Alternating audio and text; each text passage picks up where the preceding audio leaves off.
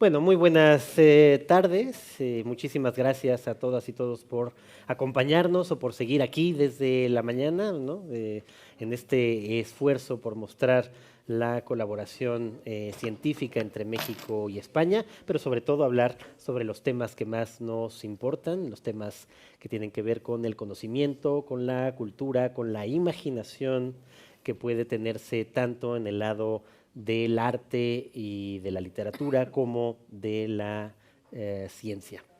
Así que me da muchísimo gusto pues en esta mesa final de este día, antes de tener un encuentro entre todos nosotros los invitados para seguir charlando, terminar justamente con esta mesa en donde me toca la imposible tarea de moderar a Pepe Gordon, ¿no?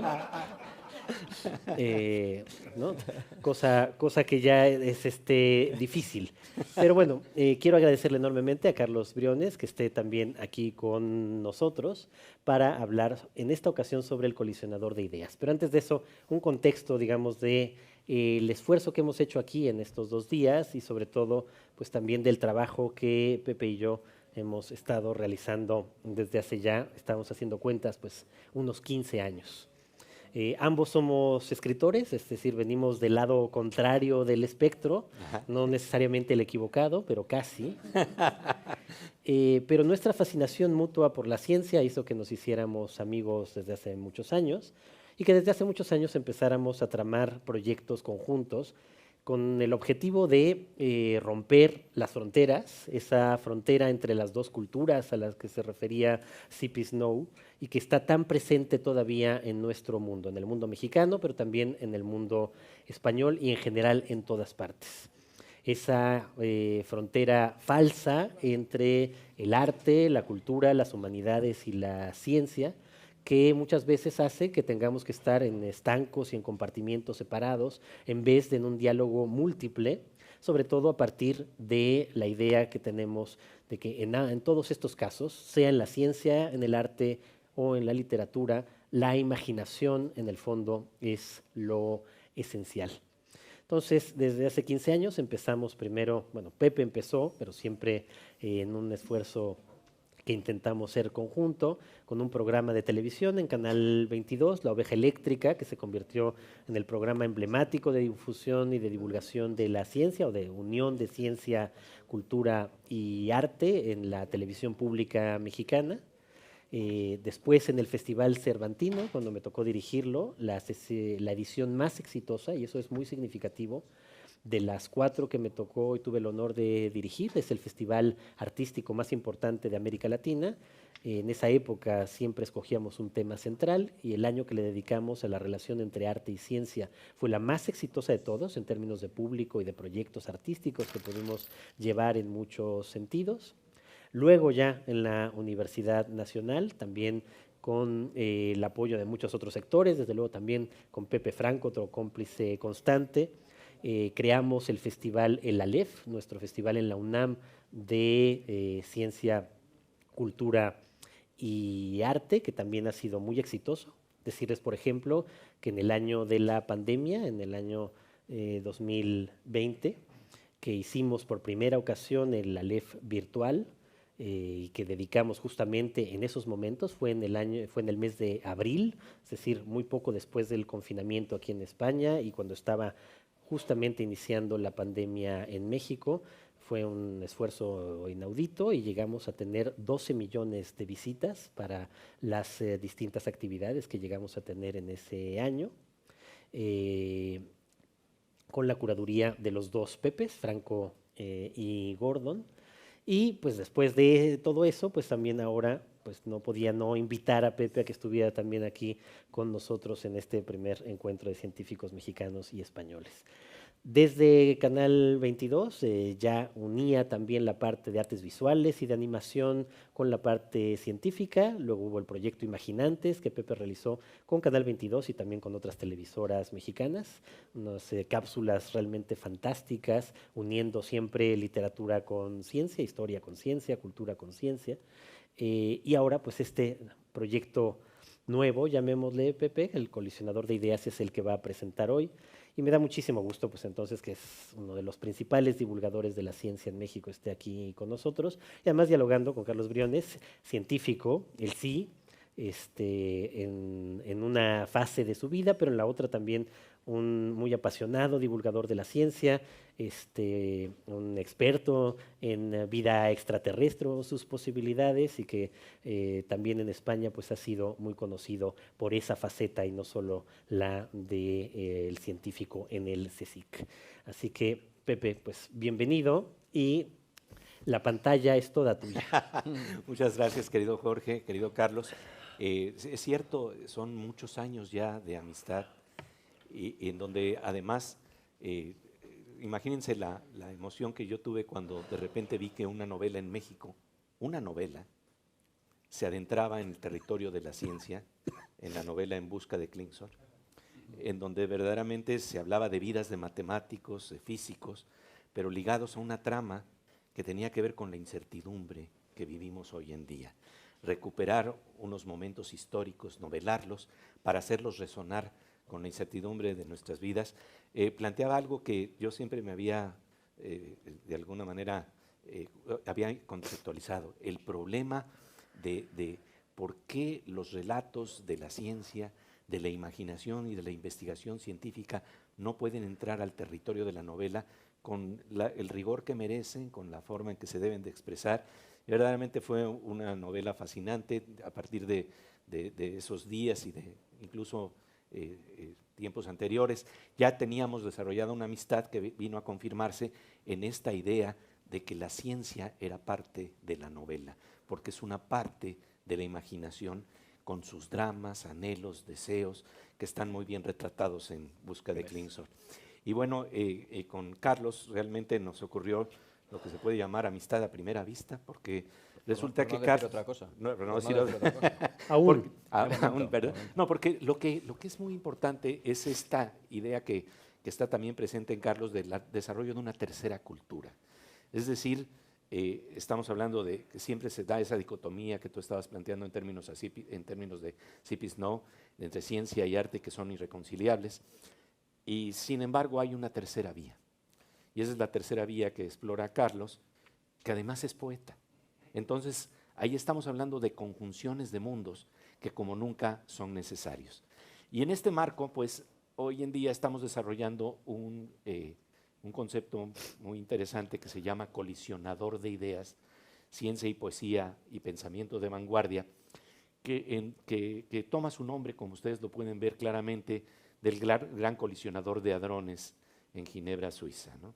Estamos hablando de un anillo de 27 kilómetros en donde las partículas subatómicas están chocando a velocidades que son imposibles, desde posiciones opuestas. En un anillo de 27 kilómetros dan 11.235 vueltas por segundo. Y cuando se estrellan las partículas, podríamos decir lo que planteaba el poeta José Emilio Pacheco, surgen brisnas de luz entre la noche cósmica. Es de alguna manera una imagen muy sugestiva de plantear de cómo de esos choques se desentraña la materia y podemos encontrar elementos que nos hablan de las claves de lo que nos conforma, de qué es lo que realmente está en la raíz misma de la materia y del inicio del universo. Porque todos sabemos que las energías que se alcanzan no son un Big Bang, nadie tiene que temer que, como ocurrió el falso rumor de que iban a haber explosiones espantosas por lo que se iba a generar en el colisionador de partículas, pero lo que es cierto es que prácticamente es como si tuviéramos un laboratorio para ver el teatro del Big Bang, porque se generan condiciones muy similares de energía a las que ocurrieron en los inicios del universo. Entonces es una forma de explorar lo que no se puede ver. Y con esta misma idea, hoy mismo hemos estado planteando y en estas sesiones la necesidad de acelerar el conocimiento, la necesidad de acelerar el contacto entre neuronas, el contacto entre nuestras ideas, para ver si en esos choques veloces de nuestras neuronas, pero también con otras neuronas, podemos generar ideas que puedan ser un referente de la vanguardia que es requerida en estos tiempos, ¿no? Decía Abraham Maslow que si todo tu instrumento que tú tienes para realizar una tarea es un martillo, todo lo vas a ver en forma de clavos. O sea, porque ese es el único instrumento con el que cuentas.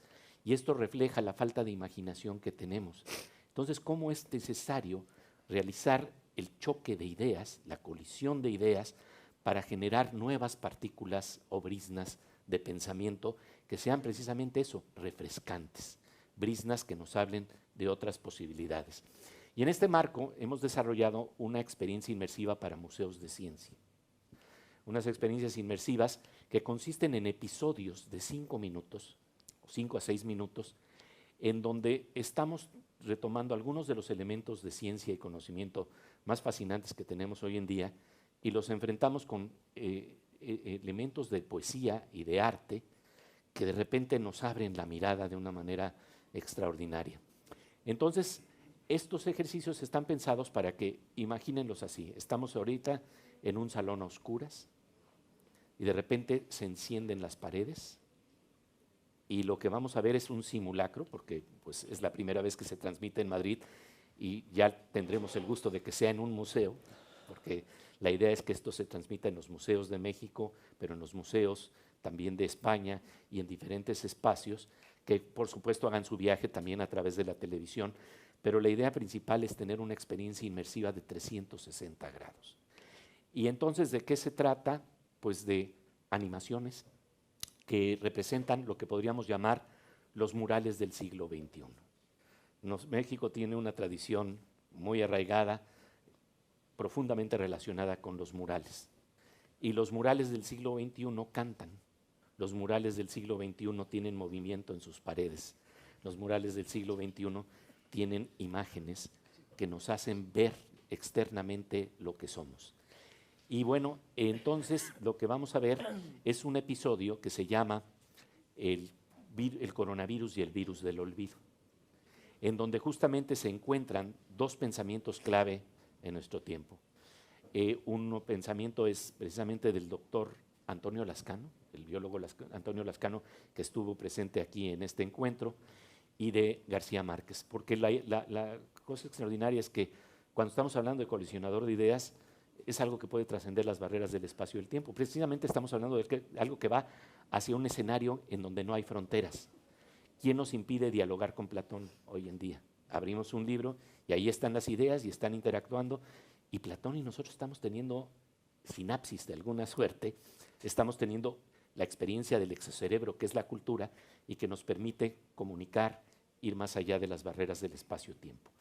Y bueno, pues este ejercicio está realizado con la dirección creativa y conceptual conjunta de mi querido amigo Luis Cabrera, con quien hice previamente la experiencia de Imaginantes, que ya les contaremos de ello.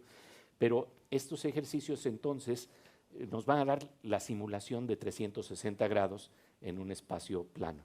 Y bueno, sin más, quisiera que empecemos a correr el video para entender de manera presencial por primera vez aquí en Madrid de qué se trata. Adelante. Sí, si nos pueden apagar la luz. Si podemos apagar la luz o cerrar las ventanas, sería muy interesante. Sí. Y a lo mejor nosotros para no molestar la visión.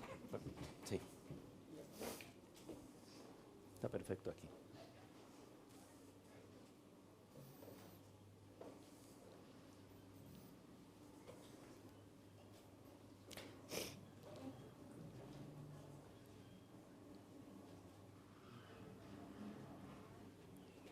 Ya la oscuridad empieza a plantearnos la posibilidad de la inmersión, ¿no? Adelante, no importa tanto el último, sí.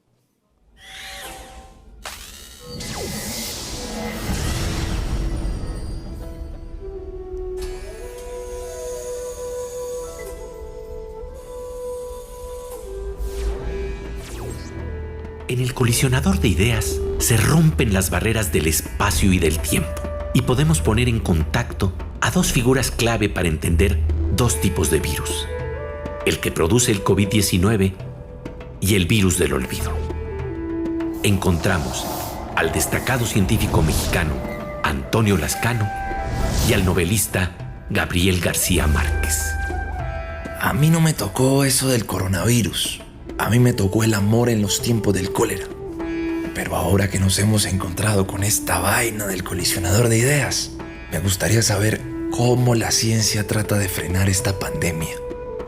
Verás, Gabo, en la ciencia existen una creatividad y una imaginación similares a las de la literatura.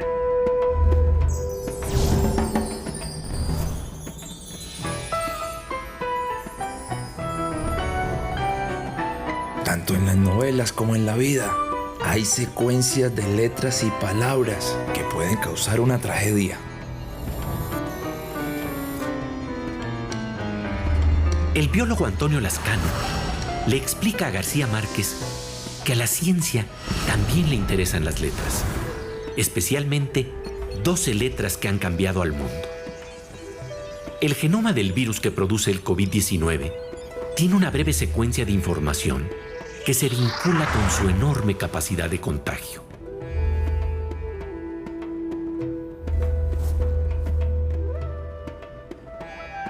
Existen dos tipos de virus: los virus de RNA, tales como el ébola y los coronavirus, y los virus de DNA.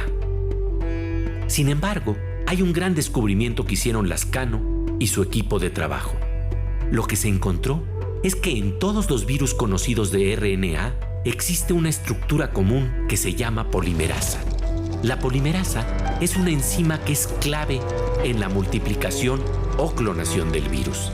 Si se inhibe a la polimerasa, se obtendrán medicamentos y vacunas para combatir no tan solo a los coronavirus, sino a todos los tipos de virus de RNA que se conocen hasta el momento. Es maravilloso descifrar la realidad con las letras de la ciencia y la literatura. Así es.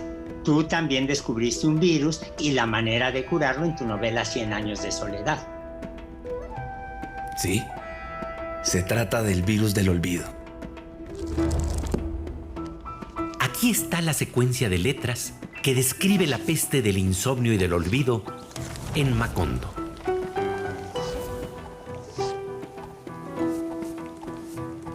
Lo primero que ocurrió es que se borraron las memorias de la infancia. Después, se empezaron a olvidar los nombres de las cosas. Para tratar de enfrentar este problema en el pueblo, empezaron a marcar con palabras todos los objetos. Pero la epidemia siguió creciendo. Luego se olvidó para qué servían las cosas. Y García Márquez cuenta con humor e ironía que entonces se tuvo que poner letreros que se colgaban, por ejemplo, en una vaca y que decían: esto es una vaca. Hay que ordeñarla todas las mañanas para que produzca leche, a la que hay que hervir para mezclarla con el café y hacer café con leche. Sin embargo, esta especie de vacuna no sirvió y se borraron los nombres, la noción de las cosas y, por último, la identidad de las personas y la conciencia del propio ser. Tal vez García Márquez nos está hablando de un virus que nos acompaña desde hace mucho tiempo. Es el virus del olvido de lo que somos y de todo lo que nos rodea. Pero entonces aparece un personaje que se llama Melquíades, quien trae un líquido que permite recuperar la luz de la memoria.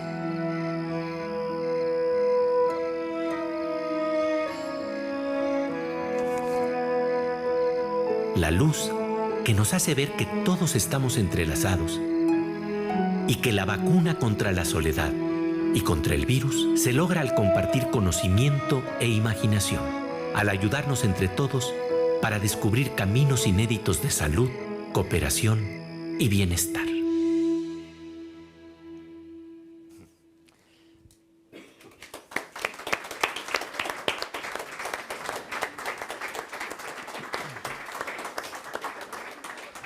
Y ahora pues vamos a darle la palabra a Carlos Briones para empezar a conversar en torno a esto que ya no llamaremos el multiverso o el metaverso, sino el pepeverso. Exacto. Bueno, buenas tardes a todos. Para mí es realmente un placer estar hoy aquí en la Casa de México en España, que coorganiza estas jornadas junto con la Fundación Areces. Entonces, en primer lugar, gracias a estas dos instituciones que nos permiten estar aquí pues como como náufragos en un mar, ¿no?, que une en realidad dos costas que son tan queridas por todos nosotros, ¿no?, como la mexicana y la española. Es un placer también estar hoy aquí entre estas dos figuras del conocimiento, de la cultura. Con Jorge Volpi me une una amistad antigua, ¿verdad?, relacionada con la literatura, con mi otro hemisferio cerebral que tiene que ver con la poesía, con los relatos, con este tipo de palabras más parecidas a las de Márquez. Y con Pepe, que efectivamente nos conocimos hace un mes en México, ¿verdad? Tuve la suerte de ser invitado al Hey Festival de Querétaro. Conocí esa maravillosa ciudad de México que no conocía. Había estado ya 4 veces en México, pero no en Querétaro todavía. Y a la vuelta, pues la buena gente de la UNAM, que voy a contaros a vosotros que no sepáis de la buena gente que hay en la UNAM, tuvo la idea de unirnos a ti y a mí, ¿verdad?, en un conversatorio en el Filuni, en la Feria del Libro Universitario, y allí surgió la amistad, el amor, ¿verdad, Pepe? A primera vista. La verdad es que a primerísima vista, las 2 primeras frases que intercambiamos Pepe y yo, ya nos dimos cuenta que pensamos exactamente igual sobre esta idea de unir mundos, de romper fronteras, que tú lo hablabas también, de avanzar hacia una tercera cultura que supere las 2 de C.P. Snow y que nos aproxime a lo que de verdad es la cultura sin adjetivos, una cultura en la que las ciencias, las artes, las humanidades forman parte de nuestro conocimiento, de nuestro progreso, de nuestra inquietud y de nuestra emoción. Yo creo que esa capacidad de emocionarnos tiene que prevalecer independientemente de que estemos hablando de palabras que tienen que ver con el virus del olvido o consecuencias génicas que tienen que ver con los virus de los que también hablaba mi gran amigo Antonio Lazcano. De hecho, el mano a mano de ayer entre Antonio y Julie Peretó, que todos disfrutamos en Lareces, yo creo que es un ejemplo de 2 hombres de ciencia que tienen mucho que decir, mucho que emocionar con sus palabras también. Entonces, bueno, pues mi papel como científico, como escritor, como divulgador, es siempre romper muros e intentar establecer puentes entre distintos saberes, entre distintas culturas, involucrar en muchos proyectos que hago a artistas y a escritores, a poetas y a físicos de partículas, a bioquímicos y a músicos, es decir, agentes de la cultura, ¿no? Y lo que vemos es que el público, las personas que nos ven, se emocionan, les gustan, avanzan, y ojalá esto fuera el germen de una nueva forma de entender la poesía, la literatura, la música, la ciencia. El problema, como decía hace poco en una tribuna en un periódico que me invitaron a dar unas pinceladas de mi opinión sobre este tema, es que a los 15 años, no sé en México cómo es el sistema, pero aquí en España a los 15 años hacen escoger a los chavales entre ciencias o letras. En México a los 17. A los 17. Bueno, aún tenéis un poquito más de suerte, ¿no? Porque estas conexiones del córtex prefrontal siguen funcionando 2 meses más, 2 años más hasta ya escoger una de las ramas, y el problema es que la otra rama generalmente se seca. Entre mis colegas de ciencia es triste reconocer que hay pocos que disfrutan visitando un museo o leyendo poemas o yendo al teatro. Y entre mis colegas del ámbito literario, con honrosas excepciones, como vosotros 2 representáis, hay pocas personas a las que les interese la ciencia. Hace 2 días se publicaba una lista en el periódico El País, ¿verdad?, que todos hemos visto, de los 100 libros españoles del siglo XXI, que incluían poesía, incluían narrativa, por supuesto, ensayo, pero no ciencia. Ni un solo de los 100 libros más relevantes de este país para las próximas décadas tiene que ver con la ciencia. Y eso, bueno, pues habla poco de esta necesaria, ¿verdad?, interacción, y habla poco del conocimiento científico, de la inquietud por la ciencia, de las personas que han estado como jurados, que hayan estado seleccionando esos libros, ¿no? Entonces yo creo que por los 2 lados hay necesidad de aproximarse al otro, y bueno, un poco para eso estamos aquí, y proyectos como este que estás impulsando, Pepe, me parecen estupendos, porque tener mano a mano a dos héroes de los siglos XX y XXI, como García Márquez y Toño Lazcano, pues es una idea fabulosa, sin duda. Y de hecho, la voz es de Antonio Lazcano. Sí, sí. Sí, O sea, ustedes lo reconocieron. Fácilmente reconocible. Él realmente fue un homenaje a esta importante labor que hace un científico que nos está dando tal vez las puertas de salida al futuro en términos de cómo vamos a tratar los virus, porque los virus llegaron para quedarse. Eso lo sabe el biólogo evolucionista, y el asunto entonces es que si encontramos una diana, un objetivo, una meta de inhibición como lo que representa la polimerasa al volverse un elemento común en todos los virus de RNA conocidos, pues ahí está una dirección de investigación muy importante. Toño Lascano me comentaba de la labor tan importante que también hizo en este marco gente con la que ha trabajado, como Rodrigo Jácome, que han sido fundamentales en esta idea de lo que pueden ser precisamente estos elementos que nos abren puertas, visiones para el siglo XXI de manera más inteligente, haciendo que colisionen pensamientos en diferentes centros científicos, sí, y que se reconozca que está esta dirección, ¿no? Sí. Pues sí, lo hemos hablado mucho Pepe y yo, y desde luego pues bueno, coincidimos en esto desde los dos lados, Carlos, y lo hemos visto sobre todo, y me parece fascinante, a lo largo de los días de este congreso, ¿no? La manera como hemos estado hablando aquí de virus e infecciones, hemos estado hablando de simbiontes, hemos estado hablando de clonaciones, tanto de clonaciones biológicas como hasta de clonaciones mineralógicas, ¿no? Hemos estado hablando justamente de cómo solo, ¿no? Con esta unión de cosas que parecen separadas, solo con este only connect al que se refería Oscar Wilde desde hace muchos años, o con esta idea surrealista de que solo uniendo, ¿no? un paraguas y una máquina de escribir sobre una mesa de disección, es posible que salte la creatividad científica, la creatividad artística, la creatividad intelectual y por lo tanto la imaginación.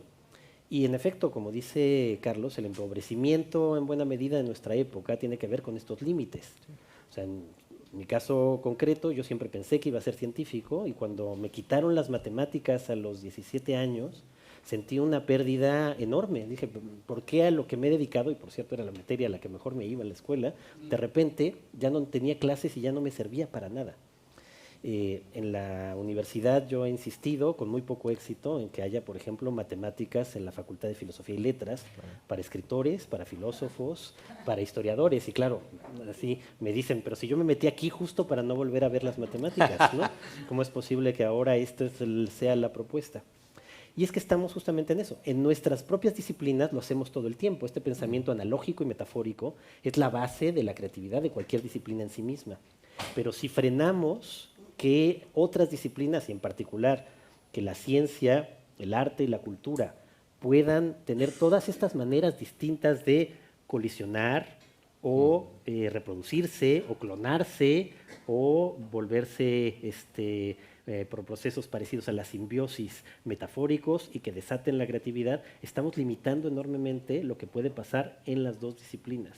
Y todos los esfuerzos pues, que también intentamos desde aquí tienden a tratar de romper esas barreras. Carlos, tú las conoces muy bien, porque tú eres de los raros casos de estar en los dos lados, ¿no? Así que... Intento hacer mal las dos cosas y llevo años consiguiéndolo. No, sí, yo comencé a escribir antes de saber que iba a ser científico. Todos hemos empezado a escribir y muchos de ustedes seguro también pues en nuestra primera adolescencia, ¿no? Hay una especie de pulsión por expresar tus sentimientos, que de hecho empiezas a escribir cuando dejas de expresar tus sentimientos con esa pulsión, ¿verdad? Es cuando empiezas a ser un escritor. Y escribí poesía, y tuve la suerte de ganar el premio Hiperión de poesía aquí en España con 23 añitos, recién terminada mi carrera de química. Entonces ya empecé a ser un bicho raro para mis colegas poéticos y mis colegas científicos, ¿no? ¿Qué? ¿Qué suena? Por eso son amigos. Exacto. Por eso somos amigos. Aunque hacía tiempo que no nos veíamos y este reencuentro me congratula especialmente. Pero sí, la verdad es que son dos universos que viven separados desde que somos quinceañeros o 17añeros allí. Y es una lástima, me parece que es una idea estupenda poder impulsar las matemáticas en carreras de letras, entre comillas, o la filosofía, por supuesto, en carreras de ciencias. Se da la triste paradoja de que muchos físicos o biólogos, personas que tienen mucho que ver con luego debates que van a ser éticos, más allá de lo puramente tecnológico, no han visto filosofía desde los 17 años. Y no se acuerdan de quién es Hume, o quién es Kant, o quién es Descartes. Y si eliminan la filosofía, además de la enseñanza media, como está pasando aquí y en otras partes, peor todavía, ¿no? Eso es lamentable. Yo tengo un chaval ahora de 15 años, un hijo al que adoro y que ya está medio loco como yo, Y este año él ha decidido ir por ciencias, ¿no? Con 15 años, insisto, y ya no va a haber latín. Y a él le apasionaba estudiar algo de latín, aunque solo fuera por la etimología de las palabras. ¿Cómo podemos cercenar eso, no? Pues eso se está produciendo constantemente. Entonces, bueno, queda en mano de los padres o de los amigos o del entorno cultural que pueden suponer museos, fundaciones, casas como esta, estimular esa otra parte que la educación nos deja fuera, ¿no? Pero yo creo que, bueno, tenemos que pelear mucho. Tampoco es algo que sea reciente, esa dualidad un poco aniquiladora, ¿no? Porque a mí me gusta mucho recordar una anécdota que pasaba con los poetas románticos ingleses, que eran todos hombres de letras y muy buenos escritores todos, evidentemente. Y Wordsworth decía que un científico es aquel que es capaz de estudiar botánica incluso sobre la tumba de su madre, ¿no? Para, digamos, que quedara clara la maldad y el cortoplacismo del científico, ¿no? Pero Coleridge, a cambio, solía ir a clases de la Royal Institution. Iba a clases de química, tenía la suerte de que esas jornadas públicas con experimentos, cosa que no se hace y habría que intentar recuperar, porque nada fascina más que ver un experimento, sobre todo si no funciona, si no sale lo que tú has pensado, ¿no? Y le preguntaban a Coleridge, usted que es un erudito, una persona de letras, una persona de la cultura, ¿por qué va a clases de química los fines de semana? Dice, pues simplemente para enriquecer mi repertorio de metáforas. Exacto. Fíjate qué cosa tan bonita, ¿no? Sí, claro. Qué necesidad, claro. Pocos lugares hay que te den más metáforas que el ámbito de la ciencia, aunque solo sea por eso, ¿no? Entonces, bueno, es una problemática antigua. Nosotros somos hijos de esa tradición de intentar luchar en los dos frentes, pero bueno, para eso estamos, ¿no, Pepe? Para dar guerra. Sí, así es. Claro. Pues lo decíamos antes de darte la palabra, Pepe, que es nada más muy paradójico, en esta experiencia que hemos tenido juntos, Pepe, primero en el Cervantino y luego en la UNAM, que en contra de lo que dice cualquiera que hace los planes de estudio, estos festivales que hemos hecho han sido los más exitosos frente a cualquier otro tema posible. Es decir, la unión de ciencia y arte, o de literatura y arte, o de cultura y arte, genera una inmediata atracción en contra de lo que piensan aquellos que te la quitan a los 15 años o a los 17, Pepe. Sí, de hecho, ese festival tuvo el título de La danza de las neuronas, porque precisamente de lo que se hablaba era del escenario teatral, pero el escenario teatral en donde danzan las neuronas, danza el conocimiento, danza la imaginación. Y bueno, cuando nos ponemos a pensar en estas posibilidades, en el MIDE, que es el Museo Interactivo de Economía, junto con Silvia Singer, estamos concibiendo un espacio en donde se van a exhibir justamente esta danza de neuronas en las paredes. Aquí hay un dibujo de cómo puede de alguna manera crearse este espacio para que la proyección sea circular. Si pasan a la siguiente diapositiva, es muy interesante. Además es un precioso edificio colonial mexicano, entonces ahí está otra vez la unión cultural que tenemos. Y aquí estamos hablando de algo que podría ser un modelo para plantearlo en términos de diferentes museos, en donde además lo que hacemos es tener pantallas semitransparentes, en donde va corriendo por un lado la animación tradicional y hay otras figuras que están ahí interactuando que de una manera muy sencilla plantean una sensación de tridimensionalidad que es muy importante en la experiencia inmersiva. Si ven la siguiente, incluso se está planteando cómo en el vestíbulo hay figuras en cartón en donde uno se puede tomar la foto junto con García Márquez y junto con el profesor Toño Lascano. O Pepe Gordo. Pero de hecho, déjenme decirles que fue muy divertido que en la Feria Internacional del Libro de Guadalajara llevamos ya esto y era impresionante la cantidad de gente que se tomaba la foto con estos personajes, entre ellos Antonio Lascano tomándose la foto con Antonio Lascano. Claro. Pero bueno, para darles idea de cómo estamos planteando esto, pasemos la siguiente diapositiva. Les hablábamos de lo que hicimos también en un proyecto previo que se llama Imaginantes, porque la imaginación entre culturas va de ida y vuelta y no tiene que ver tan solo con ecuaciones, también tiene que ver con sueños. Porque lo interesante es que cuando estamos hablando de metáforas, la metáfora quiere decir mudanza. Por eso había gente que se impresionaba mucho cuando visitaba por primera vez Atenas y decía, pero qué cultos son aquí, fíjate, tienen unos camionzotes que dicen metáfora. Y claro, eran el camión de mudanza. Pero realmente lo que ocurre tanto en literatura como en ciencia es que hay una mudanza de conocimientos de un lado al otro que se expresa en términos matemáticos como ecuaciones y en literatura se expresa como metáforas. Y bueno, el mundo de los sueños que nos ha contagiado también la cultura española ha sido tan interesante que previamente habíamos hecho un ejercicio que se llamó Imaginantes, que además fue muy importante porque los alumnos se lo apropiaron, los profesores se lo apropiaron. Y hoy en día cuando voy a diferentes festivales o diferentes ciudades de la República Mexicana, nunca falta que me encuentre con un maestro o con una maestra que se me acerque y que me dice, yo estoy utilizando estos episodios para que los niños y niñas aprendan literatura, se acerquen a los libros. Y ocurre eso precisamente, de verdad se conectan con los libros porque se deshace el mito de que la literatura no es una historia interesante. Cuando uno ve la imaginación que está involucrada, verdaderamente ya no hay vuelta de hoja. Decía el poeta Luis Ríos, también de origen español, que no podemos vivir como si la belleza no existiera. En el momento en que la descubrimos, no hay vuelta atrás. Y ver eso en los ojos de las niñas y los niños es lo que nos está moviendo a este siguiente proyecto, porque lo que queremos es que cuando estén en estos salones inmersivos, los cerebros de niñas y niños salgan burbujeando con las posibilidades que podemos tener. Entonces ahora vamos a ver un ejercicio de 1 minuto y luego les voy a platicar nada más brevemente hacia dónde va el segundo episodio porque les va a divertir, creo que bastante. Entonces esto es Juan José Millás, ya no necesitamos bajar las persianas porque realmente creo que tenemos la luz suficiente para verlo. Adelante.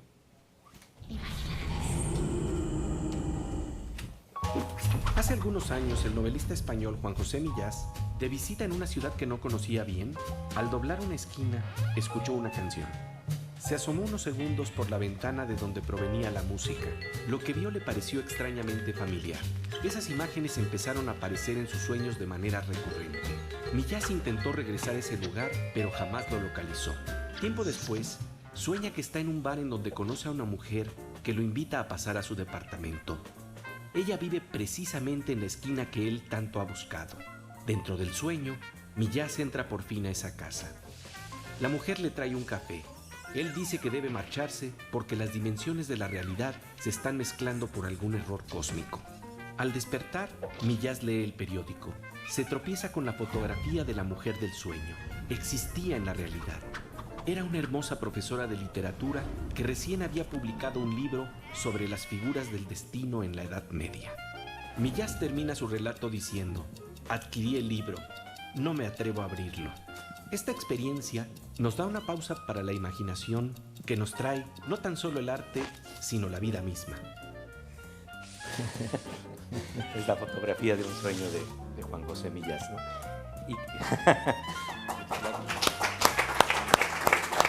Es que el trabajo de animación que está ahí atrás, el trabajo creativo, el trabajo de musicalización, todo es original. Y les quería nada más platicar brevemente en la siguiente diapositiva, por favor, cómo ya estamos elaborando el segundo episodio antes de que se diera el premio Nobel, que tiene que ver con Romeo y Julieta en un agujero de gusano. Porque el científico Juan Martín Maldacena, el escultor mexicano Sebastián y el escritor Haruki Murakami nos van a adentrar en este mundo tan fascinante de comunicación instantánea entre dos partículas que están separadas. Entonces, si vemos la siguiente diapositiva, voy a explicar nada más rápidamente algo. Fíjense que con Sebastián, cuando estábamos hablando del problema de crear un episodio sobre Romeo y Julieta en un agujero de gusano, realmente todo esto fue inspirado por dos datos que yo tenía en la mente y que podían colisionar. Por un lado, una novela de Murakami que se llama IQ 84, que plantea que hay una mujer que está en medio de un tráfico espantoso en la ciudad de Tokio y no va a llegar al lugar que tiene que llegar. Y esto nace de una experiencia que tuvo el propio escritor Haruki Murakami. Si quieren saber cómo nacen novelas, pues resulta que él estaba atorado en medio del tráfico y decía, no voy a salir de aquí, y se empieza a disparar una novela. Y aparece una mujer que entonces dice, pues, ¿qué le puedo hacer? Y le dice el taxista, mire, realmente no va a llegar a su cita. Pero yo conozco un atajo muy especial. Hay unas escaleras secretas que le digo cómo meterse y va a llegar al nivel del piso. Y desde ahí ya no va a tener problema para desplazarse y llegar al lugar del destino. Pero le advierto algo, la realidad va a transformarse ligeramente.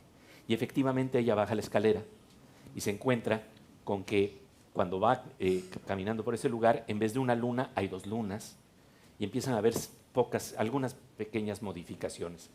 Pero el taxista le dice, y le da una advertencia maravillosa, le dice, pero no se preocupe, las apariencias engañan, realidad solo hay una.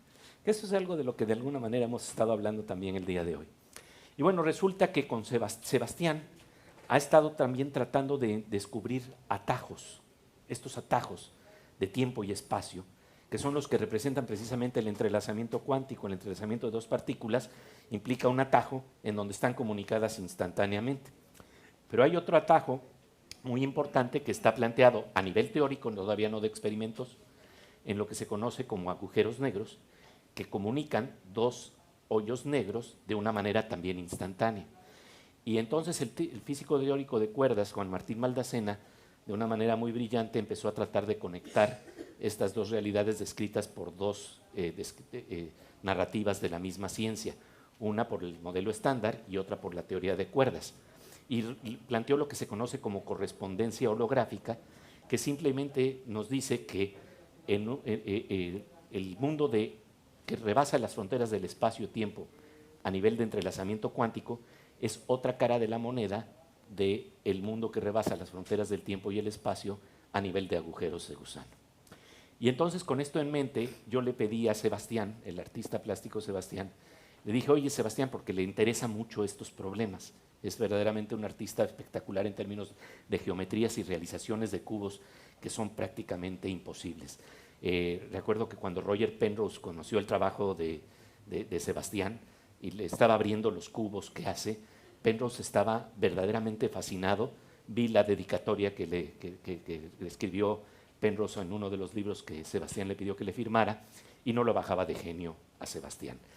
Y entonces, poco antes de la pandemia, prácticamente el día en que nos iban ya a encerrar en la pandemia, fue la última vez que tuvimos una comida presencial, y pasarían meses para volvernos a ver. Tuvimos una reunión con Sebastián y entonces yo le dije, oye, ¿tú imaginas hacer un cubo en donde podría simular la idea de un agujero de gusano o el entrelazamiento cuántico? Y entonces me quedó viendo y me dijo, sí, creo que sí, puedo hacerlo. Y entonces, bueno, nada más me dijo, nada más recuérdame, porque resulta que luego a mí me piden proyectos y si ustedes no insisten, yo pienso que ya se les acabó la idea de que esto podía fructificar. Y entonces, efectivamente, cada mes yo le estaba hablando por teléfono y al tercer mes le dije, oye, yo ya tengo desarrollado todo el guión porque esto ya está en proceso de storyboard, ya se está animando. Y entonces me dijo, pues te tengo una sorpresa, yo ya te tengo el cubo. Y entonces vamos a ver aquí por primera vez este cubo de Sebastián, que va a estar dentro del episodio, para que veamos cómo se simula un agujero de gusano. Entonces, proyectamos esto, por favor. No, es lo que está antes. O bueno, a lo mejor está después de esto. Vamos a ver. Sí. Esto es lo que implica el entrelazamiento cuántico, digamos, y esto es lo que implica el agujero de gusano. Nada más para dar la referencia. Adelante, a ver si la otra sí es la que... Esto es lo que precisamente plantearía la idea de un agujero de gusano. La siguiente. Aquí está el cubo de Sebastián. Vean bien, porque este cubo se va a ir desdoblando. Es uno de los cubos más creativos que ha hecho Sebastián y tiene un truco fascinante. Vamos corriendo la imagen. El cubo se empieza a abrir y se empieza a desplegar en geometrías maravillosas con colores y una paleta que nunca le había visto a Sebastián en cubos, y luego se vuelve a cerrar. Y uno pensaría, si se vuelve a abrir el cubo va a ser lo mismo, pero ¿de dónde sacó esta imagen que simula el agujero de gusano o el entrelazamiento cuántico? Es maravilloso. Estaba oculta dentro de la estructura más fina de la materia, esta posibilidad de comunicación. Entonces, verdaderamente a nosotros nos emocionó mucho que Sebastián hiciera generosamente, de manera gratuita, esta pieza porque dijo, es que yo creo en el proyecto que ustedes están haciendo, pienso que lo que están haciendo es poderosísimo y que además tiene que ver con esto que a mí me quita el sueño, ver que estos episodios se puedan proyectar también en pueblitos, no tan solo en ciudades, y estamos ya hablando de ver cómo tenemos estructuras que de una manera muy económica se planteen prácticamente para que se puedan pasar estos episodios en cualquier lugar, en secundarias públicas, en plazas públicas. Y bueno, lo interesante de todo esto es que entonces la historia que estábamos contando es cómo Romeo y Julieta, en un escenario del siglo XXI, pueden utilizar esta idea de la correspondencia holográfica, y Juan Martín Maldacena me comentó algo que tiene que ver con ese atajo cósmico, porque me dijo Juan Martín Maldacena que justamente en un escenario del siglo XXI la literatura nos plantearía que a Romeo lo llevan a un lugar muy lejano de Julieta, en una galaxia completamente separada de la otra, para que no haya oportunidad de ninguna manera de que se vuelvan a comunicar. Y entonces ellos quieren comunicarse. Y esto me lo contó este gran científico de teoría de cuerdas. Y me dijo, pero bueno, claro, ellos saben que sus partículas están entrelazadas y que esto es la otra cara de la moneda del agujero de gusano. Y entonces, de repente los dos se arrojan, cada uno por su lado, a un hoyo negro, y los papás piensan que se suicidaron, pero ellos se encuentran en un amor sin barreras, si es que no se volvieron espagueti. ¿No? Pero el punto interesante de todo esto es que está esa posibilidad de marcar de una manera fascinante estas historias y estos relatos, que si los comunicamos de manera correcta a los muchachos, a las niñas, precisamente estamos haciendo ese trabajo que es necesario para que empecemos a crear ese lecho de conocimiento mínimo que tenemos que tener para enfrentar el mundo que vivimos, tanto con el conocimiento de la imaginación que nos trae el arte, como lo ha planteado muy bien Jorge, y como lo estás planteando tú, querido Carlos, porque son esos dos mundos los que tienen que confluir. Cuando yo me doy cuenta del potencial narrativo que tiene la ciencia, prácticamente esto es un cuento, pero lo interesante es que sucede. Cuando estamos hablando del entrelazamiento cuántico, es algo que acaba de premiarse con el premio Nobel, con el máximo galardón que se otorga hoy en día en la ciencia. Y entonces, cuando hemos estado pensando de cómo se podría comunicar esto también de maneras más llenas de humor y de alguna manera más sensoriales, porque hoy se hablaba de la necesidad de olfatear, de moverse con todos los sentidos para reconocer el conocimiento. Bueno, pues resulta que es posible traducir esto en términos musicales. Entonces, en las siguientes diapositivas vamos a ver cómo hicimos un ejercicio que tiene mucho de ironía y humor. Vamos a ver que en la siguiente diapositiva, esto es decir que John Lennon es la otra cara de la moneda de la siguiente diapositiva. Marco Antonio Solís, el Buki. Y que los Bukis son la otra cara de la moneda de los Beatles. Y entonces, para hacer sentir esto, que en términos de lógica de repente uno diría, bueno, sí, como que le empiezo a entender que hay dos caras de la misma moneda, pero lo quiero sentir. Con nuestro querido amigo Fernando Rivera Calderón, que tiene una sección precisamente en La Oveja Eléctrica, me propuso que realizáramos y cantáramos una canción que nos iba a mostrar cómo se juegan estas dos caras de la moneda, pero en términos musicales. Entonces vamos para adelante. Por favor, suban todo el volumen posible a este espacio. Adelante. Te voy a cantar Sí, la volvemos a correr para que no se detenga. una canción, una cosa insólita, la unión entre John Lennon y Marco Antonio Solís, el Buki. A ver qué te parece. Claro que sí. Es el universo una cosa muy extraña, un capricho, una avenida interminable de algún dios.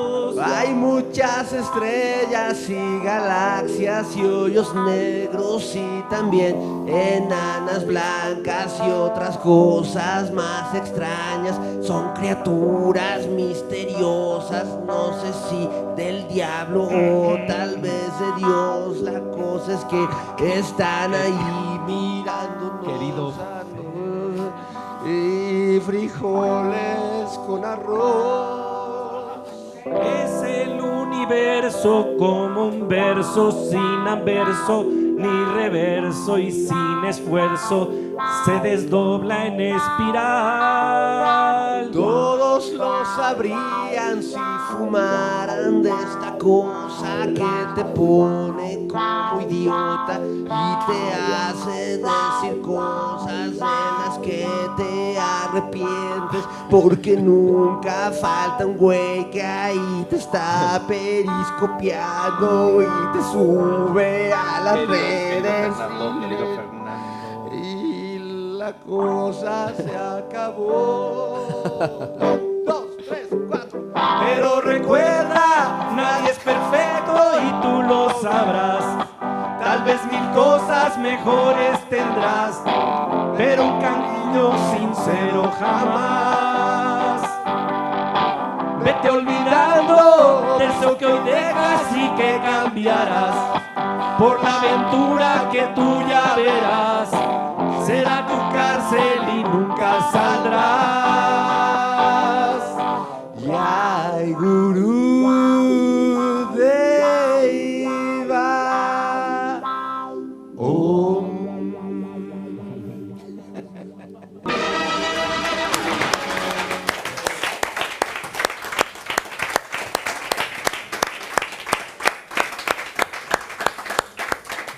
Creí que había visto todo con Pepe Gordo, pero no lo había visto cantar. Bueno, como Pepe Franco, que también tiene... También canta, hay que ser rockeros. Pueden hacer un dúo. Carlos... Bueno, impresionado de las capacidades artísticas de Pepe y qué importante es el humor también, ¿verdad? Es que es muy importante. El humor es fundamental para desmitificar todas estas cosas en las que nos movemos, que parecen muy elevadas intelectualmente y por tanto inaccesibles, sobre todo a la gente más joven, ¿no? Aquí en España tenemos una plataforma de divulgación que muchos de ustedes conocerán, que se llama Naucas, quizá lo hayan seguido. Hacemos unos eventos grandísimos, uno en Bilbao, en el Palacio Euskalduna, con más de 2000 personas emocionadas con la ciencia. Y la forma de trabajar es unir 3 palabras: ciencia, escepticismo y humor. Y cuando eso consigue unirse, la verdad es que el éxito está garantizado, ¿no? Sobre todo en esos futuros científicos, escritores, artistas, literatos, cantantes o gentes de mal, ¿no? que hay por el mundo. Cuando te estaba escuchando, los agujeros de gusano y el entrelazamiento cuántico y tal, claro, estaba pensando en Interstellar, esta peli que todos hemos visto y que precisamente es una forma muy cercana de, más allá de las licencias científicas, ¿no? que hay en ese guión, pero que está muy bien asesorado, ¿no? lógicamente, por premios Nobel. Es una forma muy buena de imaginarnos que ya esa conexión previa existe entre la gente más joven.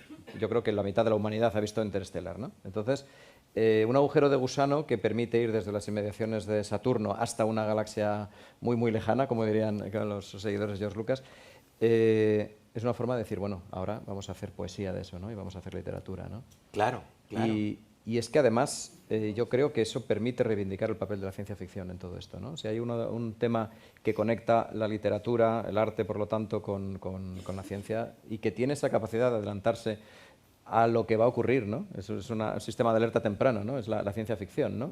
Y meterla en toda esta ecuación en la que estamos utilizando distintos variables, yo creo que sería muy, muy interesante, ¿no? De hecho, a mí me gusta mucho un pensamiento de Stanislav Lem, uno de los grandísimos, ¿no? Cuando decía que la ciencia explica el mundo, pero solo el arte nos permite reconciliarnos con él. Me parece maravillosa esa idea, ¿no? En la ciencia ficción está implícita esa relación necesaria entre lo científico y lo artístico, lo imaginativo, el mundo de los sueños del que nos hablabas. Sí. Pues si tienen alguna pregunta, tenemos unos minutos para que Pepe y Carlos conversen con ustedes en esta fase final del día de hoy. Bueno, a ver, Jimena, quisiera, nuestra directora. Nada. Empezar primero a darles las gracias. Perdón que no estuve en la mañana, pero tengo un problema médico. Pepe, eres lo máximo. O sea, ¿qué quieres que te diga? Ya hasta cantas. Es algo. Y no lo has visto bailar. De momento. Te sacamos a bailar rapidísimo, ¿no? Yo Yo tengo una preocupación y la voy a decir con confianza, como madre de 2 hijos jóvenes. Yo no veo que la ciencia esté en presencia en sus estudios, la verdad. Y menos la literatura, de alguna manera, ¿no? En lo que hablamos de bachillerato, etcétera, ¿no? Ya después tienen que elegir qué quieren hacer. Unas universidades tienen tronco común, otras no. ¿Qué tenemos que hacer? Realmente el mundo no puede existir sin la ciencia y sin la literatura, y cada vez menos, cada vez menos. Yo creo que lo que pasó con el COVID nos enseñó a que la ciencia se tiene que unir y a que todo el mundo tiene que participar un poco y dar un poquito de sí para encontrar una solución común. Yo creo que vivir sin literatura y sin la esencia de la vida es una vida muy pobre. Pero yo no veo, honestamente no veo a la educación acompañando esto. Y lo digo como madre de 2 hijos adolescentes o ya no tan adolescentes, como se les pueda decir, ¿no? ¿Qué hacer? Que evidentemente la Casa de México está abierta a esto, gracias a Jorge por acercarnos y por poder hacer estos debates, pero ¿qué tenemos que hacer para poder disfrutar lo que nos acabas de enseñar, que te lleva de la mano, que te hace una historia romántica, pero en el fondo te está transmitiendo, ¿no?, lo que acabamos de vivir, cómo se vivió, etcétera? Me preocupa enormemente esa separación de discursos que escuchamos pocos y que deberían de escuchar muchos, porque cambiaríamos de alguna manera, ¿no? Sí.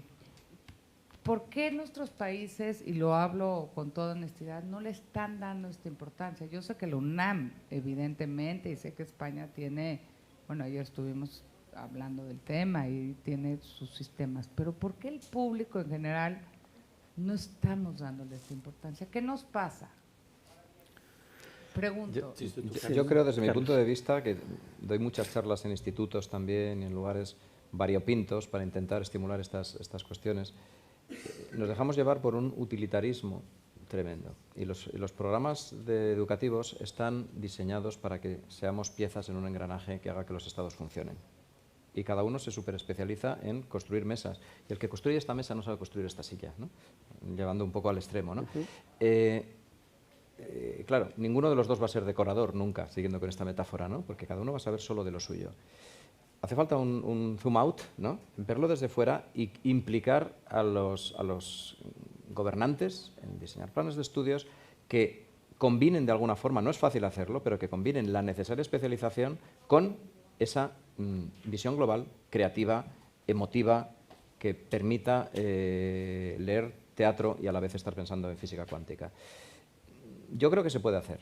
Es una cuestión quizá de promover, no sé, como actividades extraescolares, además de todo lo que se hace de deporte, tal, no sé qué, además de lo otro que te dejas. Disculpa, por terminar un momentín. Yo a veces suelo decir que lo importante es saber lo que te pierdes. Es imposible ser renacentistas hoy en día. Hay tal cantidad de conocimiento que no podemos leer todo lo que quisiéramos o ir a todos los museos que nos gustaría o saber los avances de la biología molecular o cómo funciona una vacuna de RNA. Pero al menos tener ese pozo de decir, me estoy perdiendo muchas cosas. Me gustaría saber un poco de geología cuando voy al campo porque disfrutaría más. Me gustaría haber leído todas las novelas de este caballero para poder entender la relación entre la ciencia y el crack y la literatura.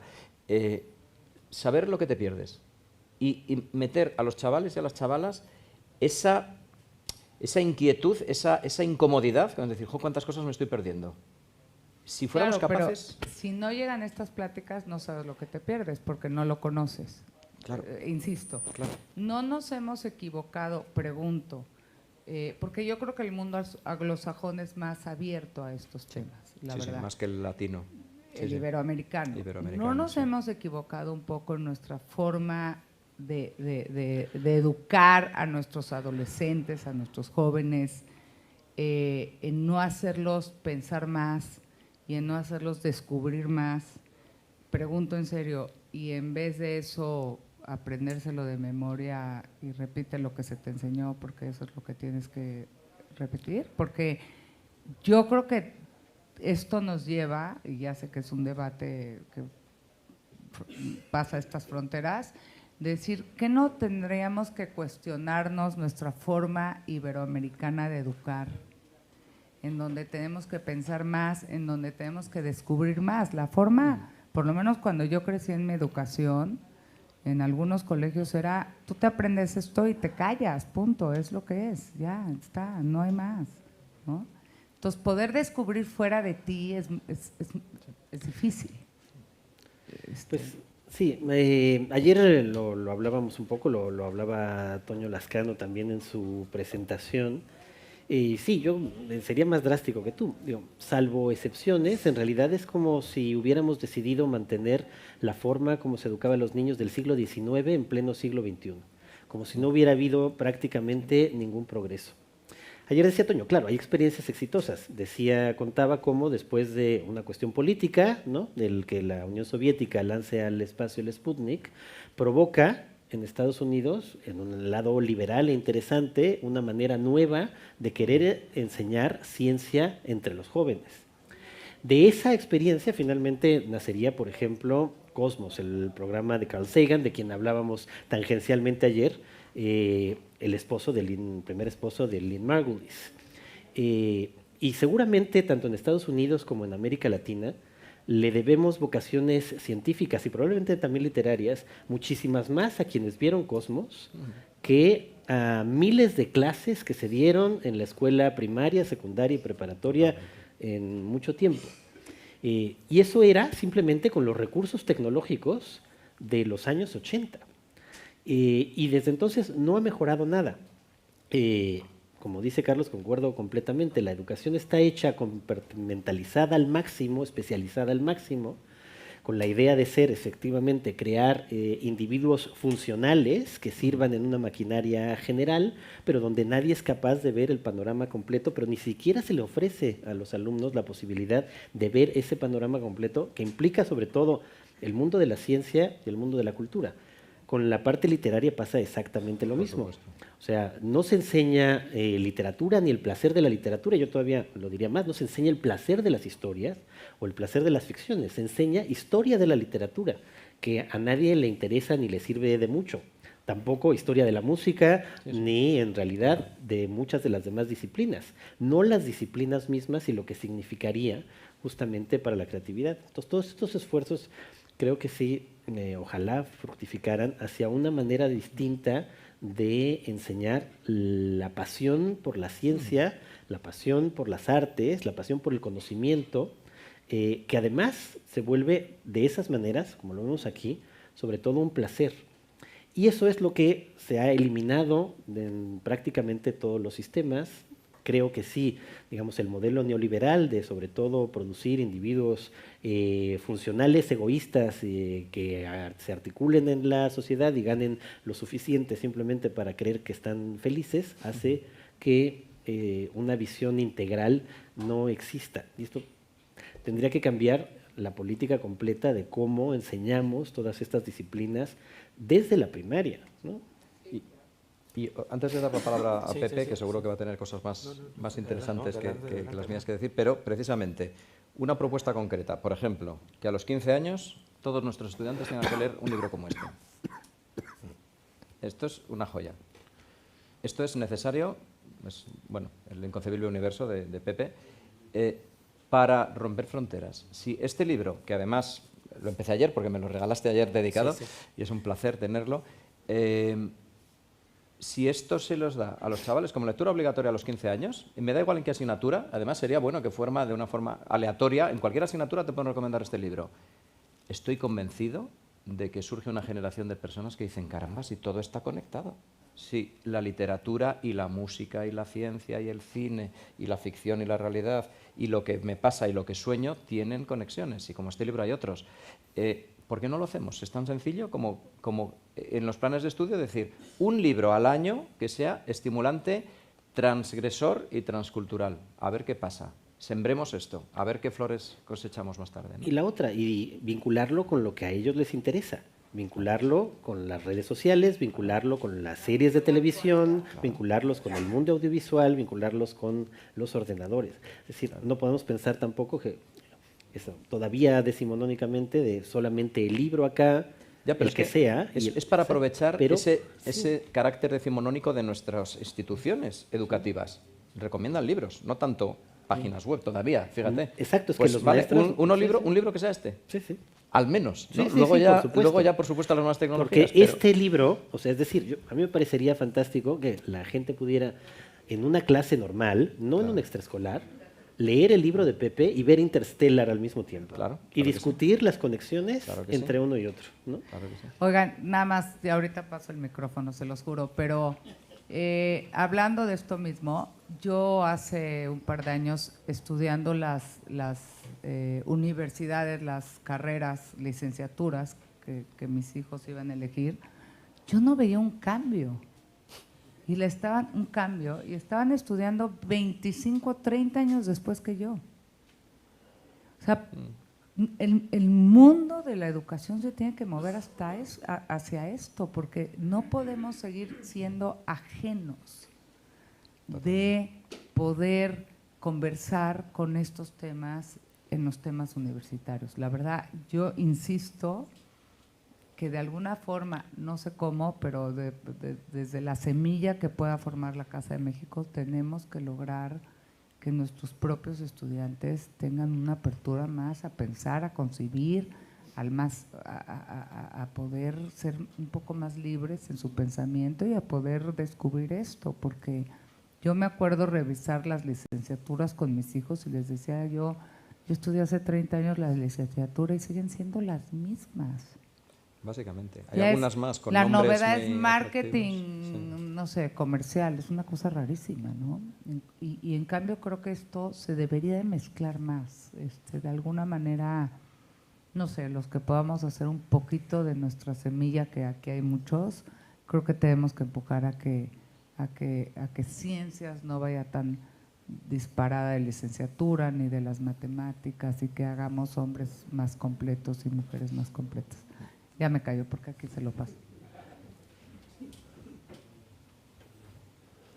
Muchas gracias. Bueno, gracias por esto que ha sido un deleite, escuchar, ver y sobre todo escucharte cantar, Pepe. Qué barbaridad. Bueno, inolvidable. No vayamos tan allá. Comentando un poco, bueno, abundando sobre este asunto, además del carácter lúdico y digamos la información, porque finalmente lees un libro, hay algo de información, yo creo que también tu intención es hacer pasar una emoción. Lo que yo veo deficiente, por lo menos en México, y creo que acá me atrevo a decir un poco también, es el placer por entender. Y el entender te lleva a crear. Desde niños, pequeños, yo diría antes de la adolescencia, porque la adolescencia es un momento muy difícil. Justo antes, final de la primaria, un poco reforzar, bueno, aquí hablábamos en matemáticas, pienso precisamente de las matemáticas, porque la estructura que te dan las matemáticas en el pensamiento trasciende en todo, en la escritura, en el ordenamiento de ideas. Entonces yo sí siento y estoy convencido que en México una crisis de enseñanza está allí en esa columna vertebral que son las matemáticas. Y yo creo que por allí hay que atacar un poco. Pepe. Sí. Y luego Javier ahí atrás. Luego Javier y luego tendremos que terminar. Porque... Sí, bueno, voy rápidamente. Exacto. Sí. Muy bien, bueno, felicitaciones, me ha encantado pues todo y verte en esta nueva faceta, aunque ya la había yo visto, visto hace un tiempo. Pero se me ocurren dos cosas que yo creo que son importantes en lo que se ha dicho. Una es que pues hay una educación formal que depende de los estados, o sea, cada estado define su estructura de educación formal, y hay una educación no formal en donde se pueden dar este tipo de cosas. Y esto pertenece a la educación no formal, que de alguna manera va a tener que generarse una correa de transmisión hacia la educación formal, porque difícilmente vamos a poder cambiar lo que tú quieres, si no se dan las cosas con más fuerza en lugares como este, en los museos, en los parques temáticos, etcétera. Esa es una parte. Otra parte que lo mencionó Jorge y me parece muy relevante son los medios que se utilizan para transmitir las cosas. Cuando se cumplieron 50 años de la llegada del ser humano a la Luna, Turner, una editorial, me pide que les escriba un libro sobre esto y me dan unos meses para hacerlo. Y yo tuve que tener un curso rapidísimo y ponerme a leer pues, lo que se había escrito sobre la Luna y me encontré una cosa. Esta ciencia ficción, que en ese momento no se llamaba ciencia ficción, el primer viaje a la Luna que encontré, no reportado, sino descrito en un libro, se escribió en el siglo II, con la tecnología del siglo II. Se dio en un barco. O sea, el primer viaje a la Luna del cual uno se entera por un escritor sirio, se da en un barco y después de eso empiezan a aparecer a lo largo de la historia muchas maneras de viajar a la Luna. Pero, ¿quiénes tenían acceso a eso? Pues prácticamente nadie, porque en ese momento las cosas se escribían a mano. Y hasta que llega Gutenberg y puede hacer, digamos, el conocimiento, encuentra un vehículo que llega a muchos lados, entonces se puede derrumbar el oscurantismo en Europa y empezar el proceso del Renacimiento. Y ahora tenemos pues todas estas maravillas para transmitir las cosas y yo creo que en ese sentido, Pepe, lo estás haciendo muy bien. Has estado utilizando estos vehículos para poner tu semillita. A algunos les encantará, a otros dirán ¿qué es esto? Pero yo creo que este es el camino correcto y simplemente habría que clonar a Pepe. Sí, hasta que tengamos muchos. Sí. Gracias. Perdón, voy a tener que, me piden de Casa de México que cerremos la sesión porque tienen otra actividad y nosotros podemos seguir conversando sobre todos estos temas en el cóctel que también muy gentilmente Casa de México ofrece para los invitados a este encuentro. Gracias a todo el público que estuvo con nosotros, gracias a todos los invitados, a Casa de México, a la Fundación Areces, a la UNAM. Muchísimas gracias y seguimos conversando. Gracias, Jorge.